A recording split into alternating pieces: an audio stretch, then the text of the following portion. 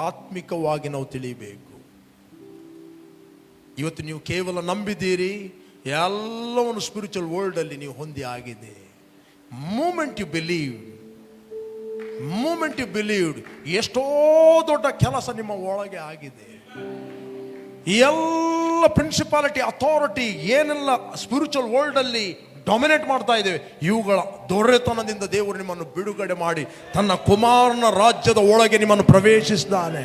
ಆ ಕುಮಾರನ ರಾಜ್ಯದ ಒಳಗೆ ನೀವು ಸೇರಿದ್ದೀರಿ, ಆ ಕುಮಾರನಲ್ಲಿ ನೀವು ಇದ್ದೀರಿ, ಆತನಲ್ಲಿ ಜೀವಿಸ್ತೀರಿ, ಆತನಲ್ಲಿ ಚಲಿಸ್ತೀರಿ, ಆತನಲ್ಲಿ ಇದ್ದು ಮಾತಾಡುತ್ತೀರಿ.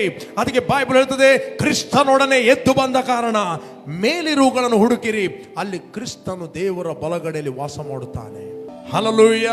ದ ಬೈಬಲ್ ಹೇಳುತ್ತದೆ, ಆ ಕ್ರಿಸ್ತನೊಡನೆ ನೀವು ಎದ್ದು ಬಂದ ಕಾರಣ ಮೇಲಿರುವುಗಳನ್ನು ಹುಡುಕಿರಿ, ಅಲ್ಲಿ ಕ್ರಿಸ್ತನು ದೇವರ ಬಲಗಡೆಯಲ್ಲಿ ಆಸನಾರೂಢನಾಗಿದ್ದಾನೆ.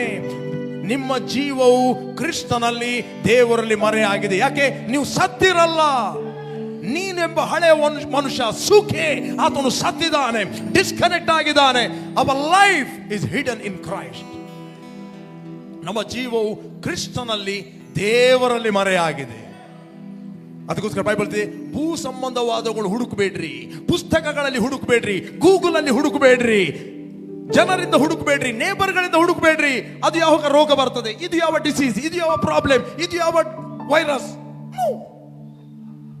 ಹುಡುಕಿರಿ ನಿಮ್ಮ ಒಳಗೆ ಏನಿದೆ ಅಂತ. ಹುಡುಕಿರಿ ನೀವು ಕೃಷ್ಣನಲ್ಲಿ ಎಲ್ಲಿ ಕೂತ್ಕೊಂಡಿದ್ದೀರಾ ಅಂತ. ಹುಡುಕಿರಿ ನೀವು ದೇವರಿಗೆ ಯಾರಾಗಿದ್ದೀರಾ ಅಂತ. ಹುಡುಕಿರಿ, ಸತ್ಯವೇದದಲ್ಲಿ ಹುಡುಕಿರಿ, ಗೂಗಲ್ ಅಲ್ಲಿ ಹುಡುಕಬೇಡ್ರಿ. ಭೂ ಸಂಬಂಧವಾದವುಗಳ ಮೇಲೆ ಮನಸ್ಸಿಡಬೇಡ್ರಿ, ಸೆನ್ಸ್ ನಾಲೆಜ್ ನ ಮೇಲೆ ಮನಸ್ಸಿಡಬೇಡ್ರಿ, ಆತ್ಮ ಸಂಬಂಧವಾದವುಗಳ ಮೇಲೆ ಮನಸ್ಸಿಡ್ರಿ.